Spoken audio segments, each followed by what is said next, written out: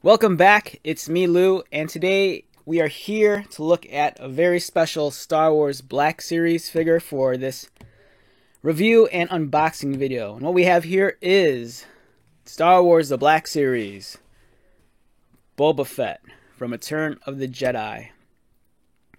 Now this character has seen multiple releases in the Black Series line, and this is the most recent version of him. So let's check this out. So first off, package-wise, this is one of the more deluxe Black Series figures. It's in a larger case, much larger window. The box is wider. You can see all the accessories clearly framed in the window. There's some nice art of Boba Fett himself along the spine. And we have the artwork again. And a brief description of the character, Boba Fett. With his customized Mandalorian armor, deadly weaponry, and silent demeanor, Boba Fett was one of the most feared bounty hunters in the galaxy. So, we have the very, very popular Star Wars character right here. And it looks great. To be honest, when they first announced this figure, and they had the reveal on social media some months back, I didn't really kind of care about this. I've kind of weaned away from the Black Series. For me, the line it seems like there's no end in sight. It just keeps on going on and on and on. And when I first started collecting the line, years ago, it was easier because the movies were pretty much wrapped up and done. That was it. And all the figures they were making, it seemed like there was like a very contained amount of figures they were making. They weren't really dipping too much into the expanded universe or the comic books or the video games. But now we're at the point where they make everything, and it'll probably go on forever. And I'm like, I can't keep up. And I already have a lot of the characters I wanted in some form or the other. And with this guy in particular, I already have the Black Series one. I think like 2 or 3 times over already. But I couldn't resist it when I saw it at the store. It called to me, and I'm like, I'm going to cave in and just buy it. So we'll compare that real quick with the last release of the Black Series Boba Fett, which was this. I'm not going to take this one out. I'm just going to leave this on the card still. So this was the Boba Fett Archive figure that came out, I don't know, maybe a year or two ago. Actually, yeah, this came out a while back. This is actually 2018. So here we have what the original figure looked like when it first came out years ago. In the older pack, I kind of like the old packaging a lot.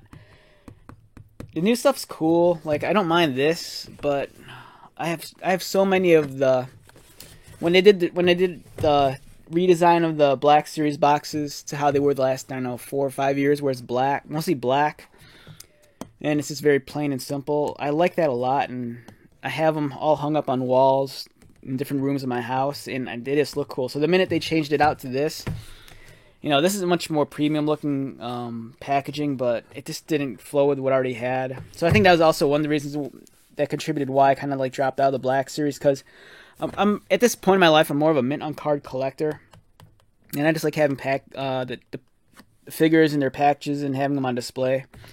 It's not very often I open them, although I know lately it's been the opposite trend. So we'll see. Yeah, so here's the figure that when it was released in 2013. Wow, that was like 8 years ago. But then when they did the archive, came in handy because there's so many people that just got into collecting Black Series the last few years, and the secondary prices are a lot for the original releases. But it gives Hasbro the opportunity to re-release the figures you might have missed, but kind of update them with improved sculpting in certain areas, maybe give them new accessories and better paint jobs. The paint jobs especially. When you look at some of the paint jobs from the first waves, they were great for the time, but as time moves on, the technology gets progressively better.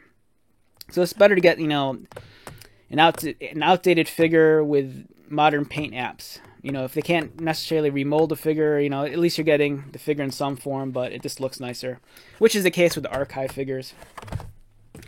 So if you want to compare these two figures, so the latest version of Boba Fett, now this is clearly for Return of the Jedi, and you can kind of tell, I'm one of those people that I didn't really realize it until I was much older, maybe like in college, that Boba Fett looked different in Empire and Jedi. And I think it's mostly because growing up, I was so like just used to like the original action figure from the 70s or whatever, the 80s one. And it's like this weird dark blue. He's not even gray or green. And, you know, for me as a kid, that was Boba Fett. And I wasn't really a stickler on whether he looked like he did in the movie. That was just, you know, he grew up with the toy and just play with it to death. And you go on adventures with your action figures and you don't really care what it looks like. It's not until you get much older and you meet other nerds that they nitpick about stuff, and then you kind of realize, oh wow, you know, this dude actually looks different in the two movies. So some of the clear differences is that, for one, the wrist gauntlets in Empire, which this figure depicts, they're green, whereas in the newer release is the Jedi version and they're red. Their belts are different, and the sculpts are different. The accessories are different. This guy comes with his blaster, but he can actually cut it in two, and it comes with a more weathered one. They have the jetpacks. I know the jetpacks might be different colors too, if I remember correctly. This figure also comes with blast effects, which is a fun, you know, little bonus. Their Wookiee scalps are different colors too. This one has all gray ones. This one has the brown and the cream colored ones. So yeah, let's pop up this one and see if he's any good. Now I know a lot of people online have been really hot on this figure. It's like I said, I was kind of lukewarm. I don't know, you can only have so many Boba Fett figures in your life, I guess, before I don't know, I'm just kind of like burned out on, there's too much Star Wars. Okay, there's this dealio, you know, the warnings, and I like the way the figure is arranged in the tray. It showcases the figure really well, and the different accessories. And let's take the figure out. One thing I hate is I hate all this like scotch tape on the inside. Now, I'm not going to take out everything because, in all honesty, I just want to look at the figure. I could kind of care less about the backpack and stuff. And there's other people on YouTube who do much thorough reviews.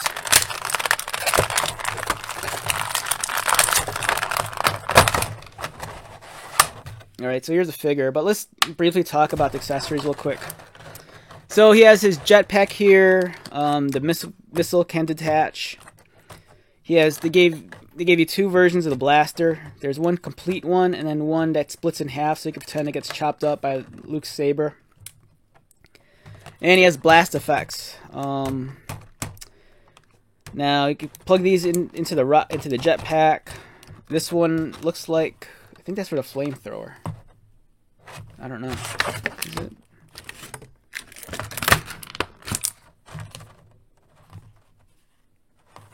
Yeah, I think this blast effect might be for the flamethrower. Now, a word of caution on the blast effects. Now, I'm not sure if these are the same ones that like people have been getting with the Transformer toys. So the past few years, some of the Transformer action figures have been coming with blast effects, and they look cool, especially like, you know, when you put them on display and for figure photography. But with the Transformer blast effects, if you leave them plugged in for a prolonged period of time, they've been prone to melt. And I had that happen with my Jetfire Transformer, the most recent one, which I believe was the Siege one.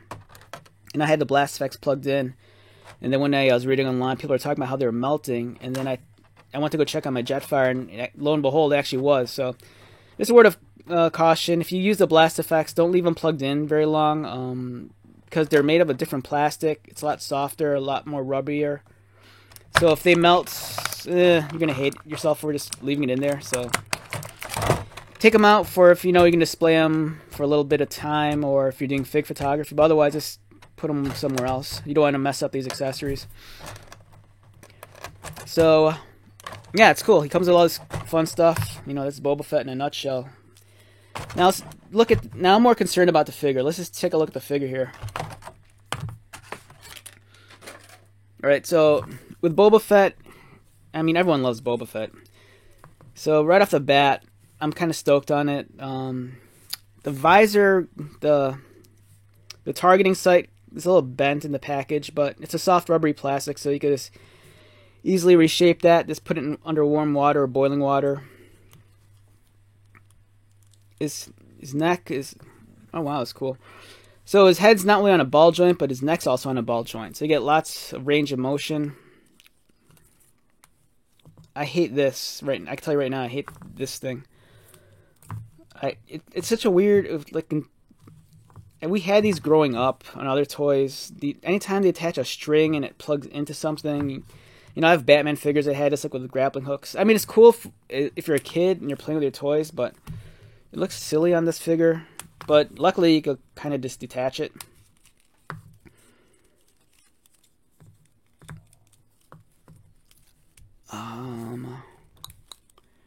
One thing that's kind of bothering me is that it looks like his neck looks a little bit long, and his helmet looks a little bit small. And I'm not sure if it's a result of the molding process, but his helmet also looks a little bit malformed towards the bottom. It kind of like caves in like this right here where the jawline is. I like this. I like having a plastic cape. I'm not a big fan of like cloth goods on action figures. His range of motion's pretty nice. I like how his vest and his shoulder pads, you know, there's some give, so you can like raise it higher. His belt, I don't know, it's a nice figure. I mean, if you don't have a Boba Fett, you know, this one's definitely something to pick up. You know, you can't have your collection of bounty hunters without having the premier Star Wars bounty hunter. Now, I'm stoked on it. It's a cool figure, but let's take a look at... I brought some friends. So I got Mr. OG Boba Fett right here. This is the first Black Series release one. And then also got the Concept Boba Fett, which I believe was a Walgreens exclusive. This came out some years ago. And also brought Big Daddy Jango Fett. Just to, you know, just to have him here. Now, these two are essentially the same figures. The only thing different is the color scheme. So, let's put this guy aside. And let's compare these two. So, we have the older one and the newer one. I'll be honest, I like the older one better. I know a lot of people were excited about this. But, even though this one depicts the Empire Boba Fett, I mean, I'm a little bit more partial to this color scheme also. I don't know. I think for me, this one's a better figure. I mean, you could compare the range of articulation, and this one will win. The newer one wins in terms of, you know, this guy can't even get his arms all the way up because of the shoulder pads. This one wins in the sense that you can pull the visor down. This one's visor's molded in. It doesn't do anything. But I'm not a guy that, you know, that's really big into like this posing my figures all crazy on the shelf and stuff. For me, it's like I'll have so many figures on a shelf. They just need to stand there and just be straight. Just because I have so much, there's always so much shelf space. This guy can't take up like too much room because, you know, like if I want to fit like 6 figures on a shelf, if this guy's pose, I could easily lose 2 spots. And that's like crazy collector nerd talk, but I don't know, some people will know what I'm talking about. But I mean, if I just look at these, you know, if you just, all right, let's just do the stare test. All right, just stare at these. Now, if you didn't know any better, which one would you say is better? I'm leaning towards this one. The helmet, I mean, even though it's like, I have no idea why they did this, but if you look at this guy, there's like a weird like head underneath this helmet. I'm not sure if this detaches or what's underneath, but there's like another head in there. Where this, the helmet and the head, it's just all one piece. And the sculpt is, I think, it's a lot better. This is like that, it's a little bit softer, so it's gonna flex and I don't know. But when you have a more rigid, harder plastic, the sculpt's gonna be crisper. And I think in the helmet department, this guy wins. And Boba Fett's helmet, I think, for at least in my opinion, it looks large on the actual actor's body to begin with. So proportionately, this head looks better on this body. This head looks too small. It's misshaped. It's too small. The neck's too long. In terms of the sculpting detail, this one is more accurate in terms of his jumpsuit. You can actually see like the little sewn and stitching and stuff. But this one has crisper folds. So in terms of a sculpt, this looks sharper.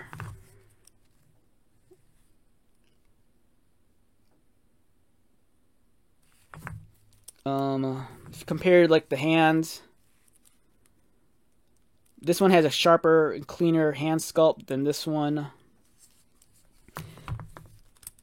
Now this has nothing to do with in terms of like the aesthetic, because this is, you know, these gauntlets are completely different in each movie.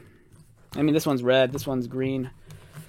But if you know, if you're impartial to like, you know, whether one an Empire or Jedi Boba Fett, you know, if this by comparing the gauntlets, this one wins. There's more detail. The sculpting's a lot more crisper. And on the other arm, this one might win. This one's a little bit more detailed. You have more pipes and hoses coming out.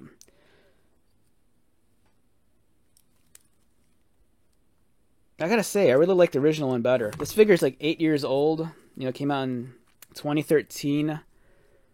But I like this figure better. This is the figure people are gonna want right now. I know a lot of people subscribe to that ideology that if something's newer, it's better. But I don't think that's always the case. There's some better improvements. Like, I do like the plastic cape more so than the cloth one. I'm not a big fan of cloth goods on plastic action figures. They just get in the way. But if you look here, even here, this by comparison, the sculpting here on this belt's a lot better than that. This is actually two separate pieces where this is only one belt, and then this belt's sculpted onto his ass, or this flap that goes onto his ass. Alright, now I'm disappointed. I was kind of excited to buy this figure, but now I'm looking at this one and it's like, yeah, I mean, if you're going to get a Boba Fett figure, if you see this and you want a Boba Fett in your collection, it's not a bad figure. It's great. But I'm just being kind of a stickler, and I think I like this one better. Proportionately, it looks better, in my opinion. Now this, people argue that this one's, more accurate to like, Jedi, and the original release here is kind of off. But then, if that's the case, just go back and get, let's go back and get the archive one. So if I had to choose between, right, we'll subtract this guy out of the picture since this is an 8-year-old figure. So if I had to choose between the archive and the recent release, the Jedi version, I think I'm going to lean towards the archive one. If I had to choose one. I mean, if you could get both, but I think the archive one looks great. But if you're into figure photography and you care about articulation, go for this guy. Even though his head bothers me. But, I don't know. It's still a cool figure. And let's, while we're at it, let's pull out Concept Boba Fett. The white Super Trooper Boba Fett. It's a cool, I don't know, it's cool. And then we have Jango Fett. Alright, so I used to teach drawing classes back in the day, and I remember one time, one of my students, for some reason, Star Wars came up, and my students were talking amongst themselves, and one of the girls, she started going on this like micro rant on why she liked Jango Fett more than Boba Fett. I just thought it was funny because she was like it's like a 12-year-old girl, and she's just talking about how Jango Fett was so much cooler than Boba Fett because he looked cooler and he could fly. He could fly better than Boba Fett could, and he didn't die right away. So I thought that was kind of funny. So yeah, here's our little Fett family of figures. And I thought it'd be cool to bring this too. I love the old. I don't collect them anymore. The vintage line or legacy or whatever they're calling it nowadays. Just because I was in it for the long haul, and I think for me the golden age of collecting these Hasbro super articulated figures and the legacy and vintage lines. I think the prime of that era is kind of past, and the stuff they release now is they're really aiming towards nostalgia, especially the way they're packaged. But I remember when these legacy figures came out, the Legacy Collection. God, these were awesome. And so much of the vintage stuff sells. I think it's more so because of nostalgia. You know, the older collectors see the retro style package and they're all over it. But when the Legacy Collection came out, I think Star Wars, at least in my opinion, Star Wars collecting is always going to be big. It's always going to be big. But I think there was kind of a lull during this period of time. They were really pushing the Clone Wars cartoons, so there was a lot of Clone Wars product. And stuff that, you know, if you're into the original trilogy and the prequels, they're releasing it in the Legacy Collection. And the figure quality here is, you know, this is the stuff that all the vintage collection stuff's all based off of. But I just remember it. Now, the reason why I say collecting back then was kind of in a lull because it was so easy to get these figures. You know, nowadays, if something like this Boba Fett came out and it was on the retro card, it'd be snapped up just like this. But back then, there was a weird lull in Star Wars toy collecting, and for me, it was a lot funner because I stuck with it. So it's so easy for me to like get the figures I wanted. I didn't have to resort to like mail order stuff. I could just go to the store and get them. And so I don't know. I kind of long for those days. But I think I kind of noticed that when The Force Awakens came out, and Disney put out, and Hasbro put out the Black Series figures, a lot of collectors got excited because 6-inch figures were the new hotness again. Because Marvel Legends were out for a while, and people were amassing these 6-inch figure collections. And the minute they did Star Wars ones, everyone got boners, and they're like, "Oh, I need my Star Wars 6-inch figures." And then, unfortunately for people like me that were really into the 3 3/4 figures, those kind of went, you know, to the side of the road, and it was kind of a struggle anyways, because up until that point, Hasbro was even cutting costs on the 3 3/4 figures, and we were getting 5-point articulated figures again, which for me, I didn't mind, but I know for a majority of collectors, a lot of people are upset about that. They were really spoiled by these, you know, more detailed figures that gave you articulation out of the wazoo. And for them to go back to the 5-point articulation on the 3 3/4 figures, people were just upset about it. And then here's another cool semi-Boba Fett character. We have Jodo Kast. This is the Boba Fett imposter. And this was a Kmart exclusive. So I think I'm really lucky to like collect Star Wars when I did. Like, it's cool nowadays with all the social media and then the reveals and the drops and all that. You know, people get really excited about that. But it makes collecting so much more competitive. And you see people complain all the time about stuff selling out like online, like on Walmart and Target. But during this period of time, you know, Star Wars fans, I think, you know, it was around, you know, Sith kind of died down, and Star Wars was kind of losing a lot of momentum, and the Clone Wars cartoon came out. And as much as people say they love Clone Wars, the cartoon, the first 2 seasons I think was a struggle because, you know, a lot of fans weren't on board yet, and it just took a while for the characters to grow. Like, everyone hated Ahsoka at first, but then, you know, by the time it's over, you know, everyone loves her, and, you know, you see her on The Mandalorian, and everyone's all like, "Oh, I love Ahsoka," but that wasn't always the case. So during that period of time, Star Wars was kind of in a, it wasn't like it's not like it was down on its luck, but I think interest wasn't as big as it is now. The prequels are done with. I think a lot of collectors, there was collector burnout because there were so many figures that were released. Like if you look at the action figures they released for like the prequels, they gave you every figure. They gave you every character, every vehicle, every accessory. And, you know, at some point in time, it kind of like slowed down, and you don't get that nowadays. And I just think I was really lucky to collect Star Wars when I did, because it was a lot easier getting stuff in the stores. The options were endless. They gave you so many different vehicles, characters. You know, they like this guy, for example. He's pulled from the comic books. And I know for a while, I think Disney might have mandated to Hasbro. I mean, I'm not sure if there's actual fact, but I just remember reading this, people telling me it. Like, there was a mandate that they couldn't like tap into like the EU stuff. You know, they wanted to focus on the Force Awakens and Rebels and whatever, you know, Star Wars IP stuff that Disney was putting money into. So you wouldn't see stuff like the Dark Horse characters.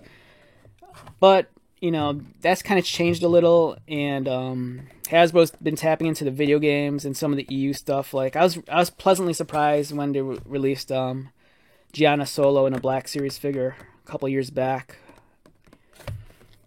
But yeah, it's a very different climate for collecting Star Wars stuff. Social media is great, but as a collector, it doesn't help. It makes things super, super competitive. But at the same time, you know, with the climate the way it is, I think the manufacturers are more sensitive to the collector's needs. And then you get stuff like, you know, like the archive stuff, where, you know, some collectors are going to hate this because they're going to say it's going to devalue the first release. But at the same time, it's almost like a love letter, because, you know, if you're into Star Wars and you're late to the line or you missed out, you know, they're giving you that figure, but it's updated. You know, it look new paint apps, new accessories, and it's not gonna. I don't think it's gonna devalue your first release all that much, because, you know, not everyone's gonna have the 2013 figure, and it's only gonna be worth as much as someone's willing, you know, to pay for it. So yeah, I mean, this is Boba Fett. I kind of went on a little rant here, but I don't know.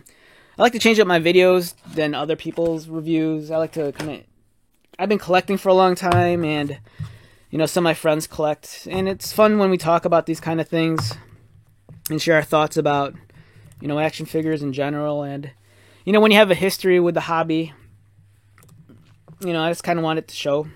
So I hope you enjoyed this video and our look at the new Black Series Return of the Jedi Boba Fett. So as I said before, as much as I am biased towards the 2013 release, don't let that detract you from buying this figure. It's a great figure if you don't have a Boba Fett.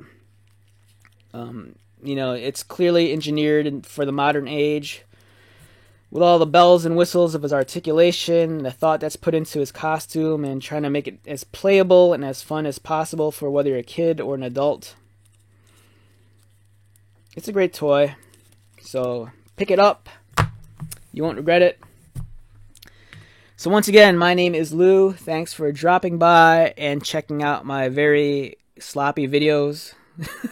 And I'll talk to you later. Later.